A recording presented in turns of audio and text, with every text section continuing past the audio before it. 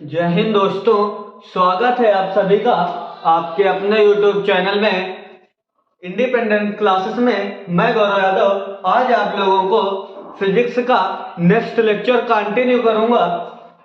आज हम लोग फिजिक्स का नेक्स्ट लेक्चर जो नेक्स्ट पार्ट है, नेक्स्ट चैप्टर है, वहां से हम लोग स्टार्ट करेंगे कि हम लोगों ने अभी तक पढ़ा था कि रिफ्लेक्शन ऑफ लाइट कि प्रकाश का परावर्तन क्या होता है, उसके कुछ हम लोगों ने डेरिवेशन क्वेश्चन और बनने वाली स्थितियां और हम लोगों ने उसके आंकिक न्यूमेरिकल भी हल किए थे। आज हम लोग क्या देखेंगे कि रिफ्रैक्शन ऑफ लाइट। आज हम लोग देखेंगे रिफ्रैक्शन ऑफ लाइट, प्रकाश का अपवर्तन। हम लोग आज क्या देखेंगे, refraction of light. Refraction of light में हम लोग सबसे पहले कुछ उन वस्तुओं को एकत्रित करेंगे जो प्रकाश के परावर्तन में आवश्यक होती हैं।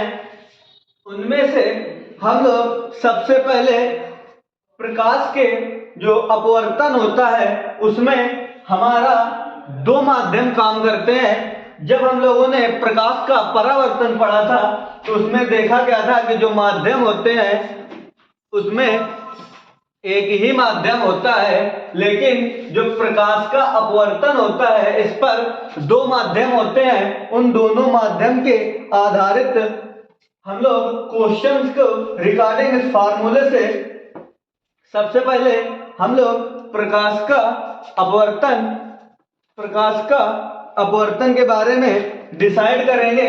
तो हम लोग सबसे पहले क्या देखेंगे कि जो प्रकाश का अपवर्तन होता है इस पर दो माध्यम हमें होने चाहिए, क्योंकि जो परावर्तन होता है वो रिफ्लेक्शन यानी कि जो किरण होती है वो परावर्तित हो जाती है और उस पर जो परावर्तक तल होता है वो एक ही तरफ होता है, दूसरी तरफ लाल ऑक्साइड या पारे की लेप लगी होती है। उस वजह से हमें जो परावर्तन होता है उसमें आप लोगों को क्वेश्चन से यानी कि जो परावर्तन लिखा उससे भी आपको पता चलता है कि वो किरणों को अपनी ओर आकर्षित नहीं करता, यानी कि पढ़ने के पश्चात प्रतिकर्षित कर देता है। लेकिन जो अपवर्तन होता है, माना एक परावर्तक तल है AB, एक परावर्तक तल है, इस पर कोई वस्तु इस प्रकार पड़ती है, कोई वस्तु इस प्रकार पड़ती है और ये कैसी किरण है, आपकी आपतित किरण है। किस प्रकार की किरण है ये? आपतित किरण। हम लोगों ने क्या देखा कि जो प्रकाश का परावर्तन है वो दो प्रकार के माध्यम में प्राप्त होता है। हमें मान लेते हैं माध्यम फर्स्ट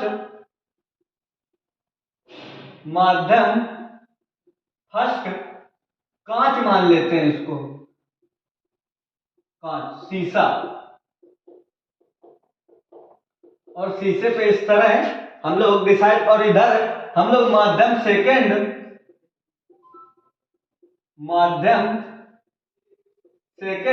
यानी कि इसको हम लोग वायु मान लेते हैं, इसको हम लोग वायु मान लेते हैं। तो हम लोग सबसे पहले सेम परावर्तन की तरह जो हम लोगों ने किरण को आपतित किया और परावर्तन में किरण प्रतिकर्षित होती थी, इस पर अपवर्तन में क्या होता है कि यदि कोई आपतित किरण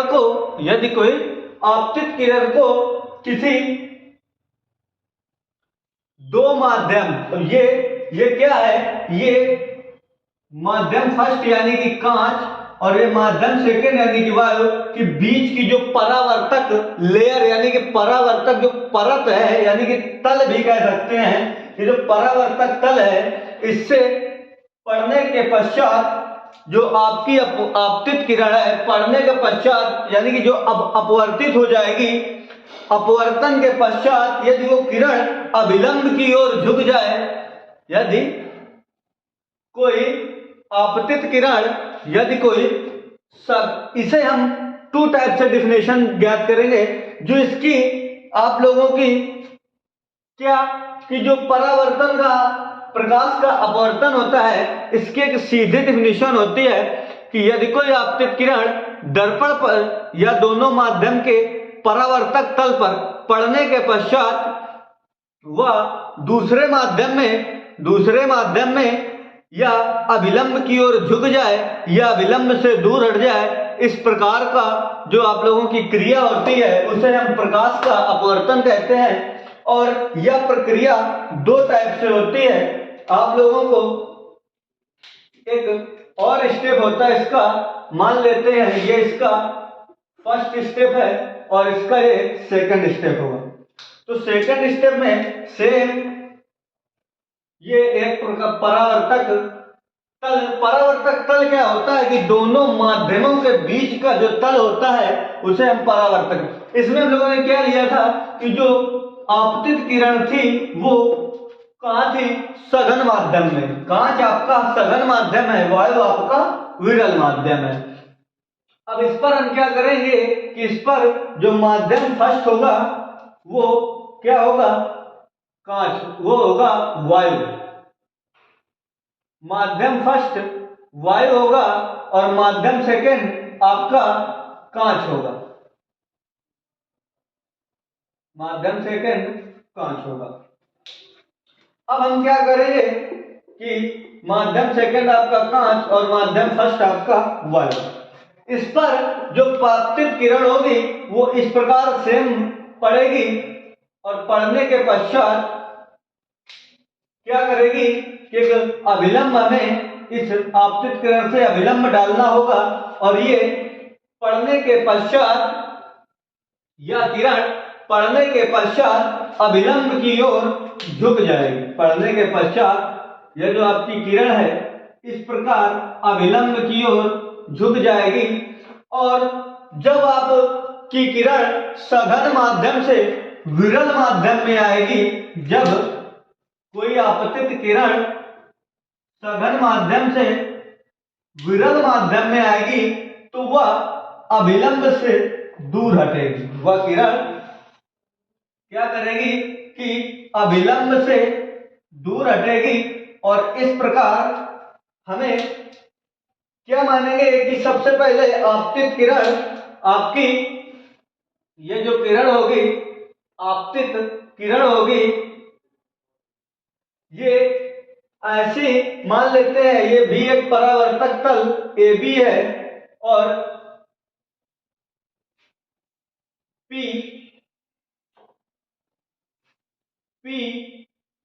आपतन बिंदु O और Q, इसको भी हम P, O और Q। अब इसकी हम डिफिनेशन किस प्रकार देखेंगे और ये आपका अभिलंब MN,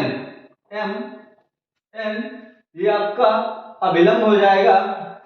तो हम लोग अपवर्तन की जो शर्त होती है, यानी कि अपवर्तन किस प्रकार का, तो अपवर्तन हमें दो परावर्तक तलों के बीच में फाइंड करना होता है, प्राप्त करना होता है। और वो परावर्तक तल यानी कि जो माध्यम होंगे वो माध्यम एक ही ना होके विपरीत यानी कि भिन्न भिन्न प्रकृति के होंगे। तो सबसे पहले हम क्या देखेंगे कि यदि कोई सघन माध्यम में ये आपकी अपवर्तित किरण होगी,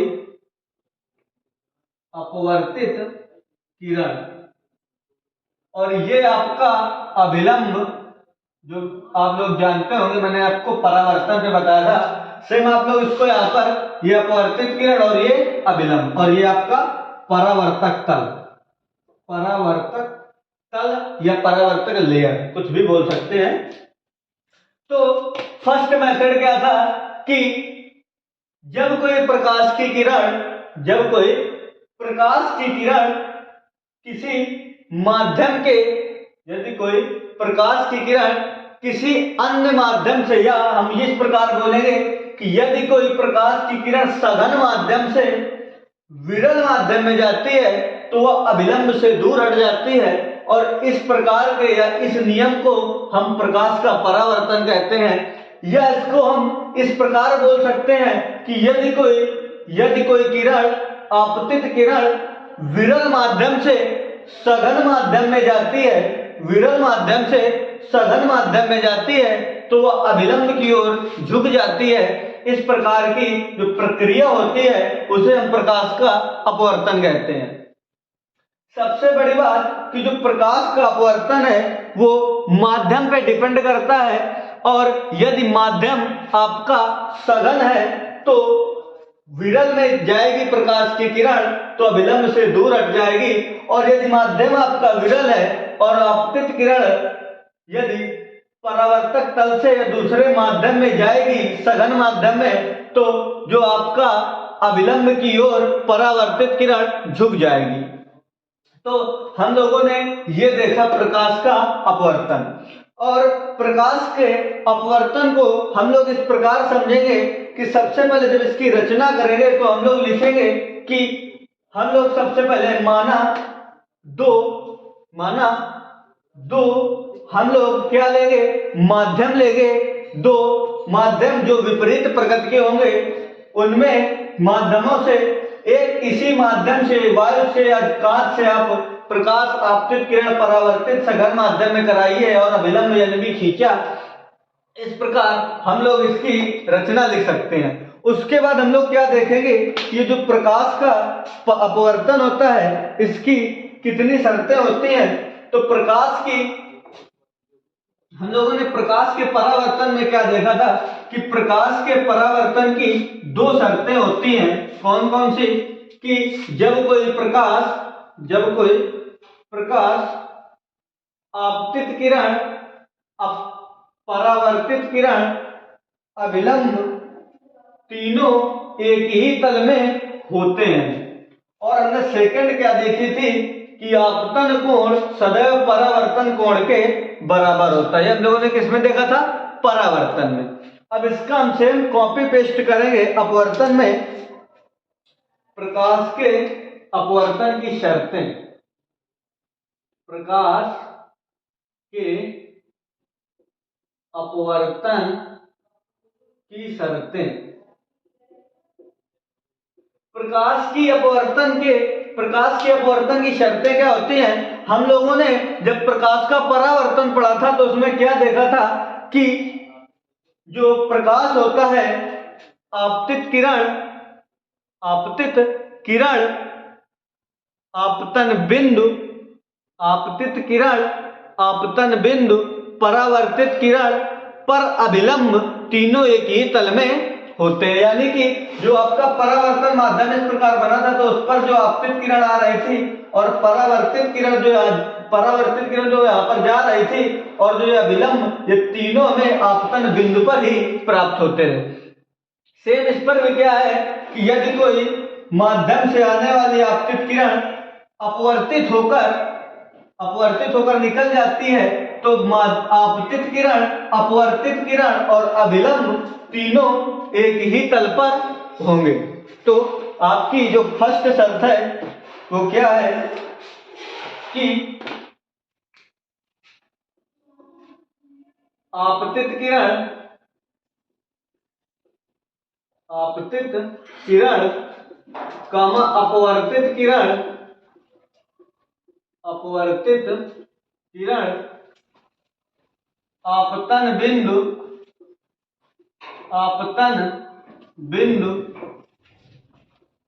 पर अभिलंब तीनों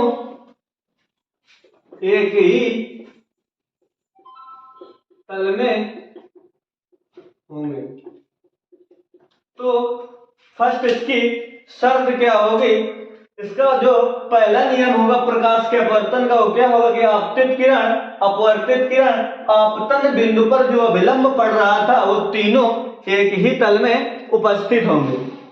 और इसका सेकंड नियम क्या है, और इसका जो सेकंड नियम है वो बहुत ही इंपॉर्टेंट है कि जो आपतन कोण की ज्या है, जो सघन माध्यम में बने आपतन कोण की ज्या मैंने जो आप लोगों को क्या बताया था, फिगर बताया था इस प्रकार कि इस प्रकार एक माध्यम, दो माध्यम होंगे, मान लेंगे फर्स्ट माध्यम कांच, सेकंड माध्यम वायु। तो मैंने क्या देखा था कि इस पर एक अभिलंब और यहां से आपतित किरण आ रही होगी और इससे अभिलंब से दूर हट जाएगी, तो ये आपकी अपवर्तित किरण थी, अपवर्तित किरण, और ये आपकी आपतित किरण थी। तो आपतित किरण और अभिलंब के बीच, आपतित किरण और अभिलंब के बीच जो कोण बन रहा था उसको हम आपतन कोण कहेंगे। क्या कहेंगे? मैंने इस चीज को छोड़ा था जो इस नियम पर आपको देखने को मिलेगी, ये कोण, इस कोण को आई से व्यक्त करते हैं और इसका नाम होता है आपतन कोण। और नीचे जो कोण यहां आर बन रहा है, इस कोण का नाम होगा अपवर्तन कोण, अपवर्तन कोण। और ये बताना क्यों जरूरी था? क्योंकि जो सेकंड नियम है इसी पर आधारित है और सेकंड नियम बहुत ही इंपॉर्टेंट है, क्योंकि जो सेकंड नियम है इसको हम स्नेल का नियम भी कहते हैं। तो आप लोग सेकंड नियम क्या देखेंगे कि जो आपतन कोण की ज्या, ज्या क्या होती है? Sine theta. तो आपतन कोण की ज्या परावर्तन कोण की ज्या के बराबर होती है। तो हम लोग क्या देखेंगे कि आपतन कोण की ज्या, आपतन कोण की ज्या अपवर्तन कोण की ज्या के बराबर होगी। परावर्तन नहीं होगी, यहाँ पे अपवर्तित हो रही किरण। तन कोण की ज्या अपवर्तन कोण की ज्या के बराबर होगा, बराबर होगी। ज्या क्या होती है? Sine theta. तो यहां पर हम लिखेंगे साइन आई बराबर साइन आर। ये क्या हो गई? आपतन कोण की ज्या परावर्तन कोण की ज्या के बराबर हो गई। और ये बहुत ही इंपॉर्टेंट नियम है, क्योंकि इसको हम 3 स्टार पे बना के लिखना नोट्स में। इसको हम क्या लिखेंगे? इसे हम बोलते हैं स्नेल का नियम। क्या बोलते हैं? स्नेल का नियम। तो ये क्या होगा आपका? स्नेल, इसे हम स्नेल का नियम भी कहते हैं। और जब स्नेल के नियम पर इसे बनाएंगे तो आएगा sine i upon sine r बराबर नियतांक। और नियतांक क्या होता है? कांस्टेंट हम इसे बोलते हैं। वो एक प्रकार का,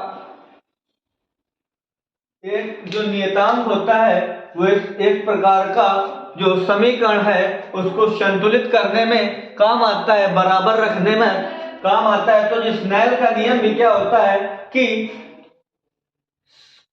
यहां पर जब आप प्रकाश के अपवर्तन की शर्त लिखेंगे तो उस पर लिखेंगे कि आपतन कोण की ज्या परावर्तन कोण की ज्या के बराबर होती है।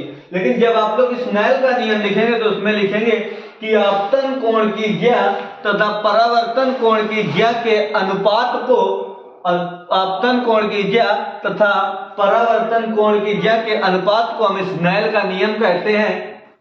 तो इस प्रकार हम लोग स्नेल का नियम देखेंगे और इसके रिकॉर्डिंग आप लोगों को क्वेश्चंस एग्जाम में बहुत ही मिलेंगे। तो आप लोग स्नेल का नियम क्या देखेंगे कि आपतन कोण की ज्या, आपतन कोण की ज्या परावर्तन कोण की ज्या के बराबर होती है, या आपतन कोण की ज्या परावर्तन, सॉरी, इस पर लिखेंगे कि आपतन कोण की ज्या तथा परावर्तन कोण की ज्या के अनुपात को स्नेल का नियम कहते हैं। और इस पर क्या लिखेंगे कि आपतन कोण की ज्या परावर्तन कोण की ज्या के बराबर होती है।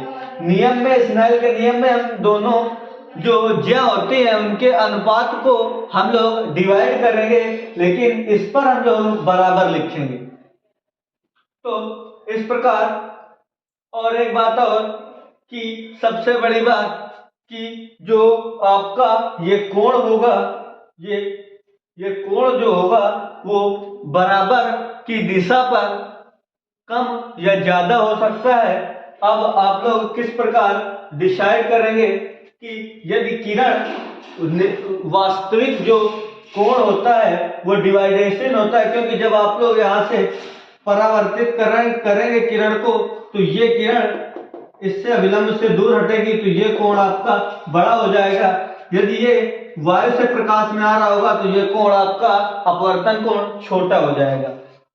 तो जो यहाँ पर आपका होगा वो क्या होगा कि वो डिसाइड करेगा कि सिचुएशन कौन सी है आपकी। यहाँ पर क्या डिसाइड करेगा कि सिचुएशन कौन सी है, लेकिन कोण जो होंगे वो बराबर होंगे लेकिन ज्या जो होंगी वो बराबर नहीं होंगी। और यहाँ पर सिचुएशन डिसाइड करेगा, लेकिन इसकी जो स्थिति है वो आर कोण आपका बड़ा होगा साइन आर। यहाँ पर हम इस प्रकार लिखेंगे इसको, क्योंकि ये सिचुएशन पर डिपेंड है, तो यहाँ पर हम लिखेंगे sine r greater than sine r greater than sine r. ये होगा। मैंने आप लोगों को बराबर इस टाइप से बताया था कि हमें स्नेल का नियम ज्ञात करना था, और स्नेल का नियम ज्ञात करने के लिए हमें कांस्टेंट की आवश्यकता होती है और उसके लिए हम स्नेल का नियम ज्ञात करेंगे। और जो इसका प्रकाश के अपवर्तन की शर्तें होती हैं वो क्या होती हैं कि आपतन कोण की ज्या परावर्तन की कोण की ज्या के बराबर होती है। बराबर किस पे होती है? परावर्तन के नियम में। किसमें बराबर होती है? परावर्तन के नियम में। इस पर क्या होता है कि जो आपतन कोण की ज्या होती है वो परावर्तन कोण की ज्या के छोटी या बड़ी हो सकती है। कैसी हो सकती है? छोटी या बड़ी। वो मैंने आप लोगों को परावर्तन कोण की ज्या के अकॉर्डिंग रख दिया था, और उसके अकॉर्डिंग हमें सबसे बड़ी बात की जो इसकी सेकंड नियम है स्नेल का नियम, वो सबसे बड़ी बात है कि ये इस प्रकार हल करने से हम प्रभावित हो जाएंगे और हमें दो प्रकार के आंसर मिलेंगे। वो मिलेंगे इस अकॉर्डिंग कि यदि आर का मान बड़ा है तो हम इसे इस प्रकार लिखेंगे, यदि प्रकाश विरल से सघन में जा रहा होगा तो आर का मान छोटा होगा, तो यह स्थिति बदल जाएगी। इस वजह से इसका जो वो होगा तो उसे हम लिखेंगे कि आपतन कोण की ज्या परावर्तन कोण की ज्या के अनुपात नियतांक होता है। आपतन कोण की ज्या परावर्तन कोण की ज्या का अनुपात होता है, अनुपात होता है। और यही आपका स्नेल का नियम भी होता है। तो आप लोग को जब मैंने इसको बराबर लिखा था तो आप लोग सोच रहे होंगे कि जो क्वेश्चन है वो परावर्तन के ही टाइप का होगा, लेकिन वो इस वजह से नहीं होगा। यहाँ पर मैंने इसको इस प्रकार लिख दिया है। आप लोग इसको या ना लिख के ये भी लिख सकते हैं डायरेक्ट, क्योंकि जो अब सेकंड नियम है उसको ही हम स्नेल का नियम कहते हैं। और सबसे बड़ी बात कि इज इक्वल टू लगाने पर कहीं से भी किरण हमारी सीधी नहीं निकल रही है, कभी ये कोण बड़ा हो रहा है कभी ये कोण बड़ा हो रहा है, वो माध्यम पर डिपेंड करते हैं।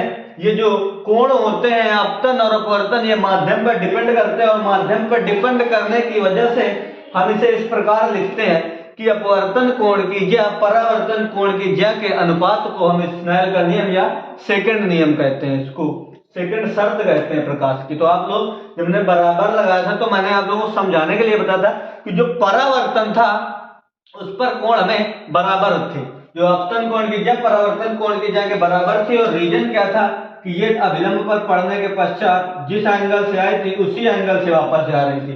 इस वजह से परावर्तन पर हमें जो कोण थे वो आपके बराबर थे। कोण बराबर होने पर उनके ज्या और कोज्या दोनों भी बराबर होती हैं। तो आशा करता हूँ कि आप लोग समझ गए होंगे जिस टाइप से मैंने इसको बताया है। और आप लोगों को यदि वीडियो अच्छी लगी हो तो वीडियो को लाइक करें, शेयर करें, और हाँ यदि चैनल पर नए हैं चैनल को सब्सक्राइब करें। जय हिंद दोस्तों।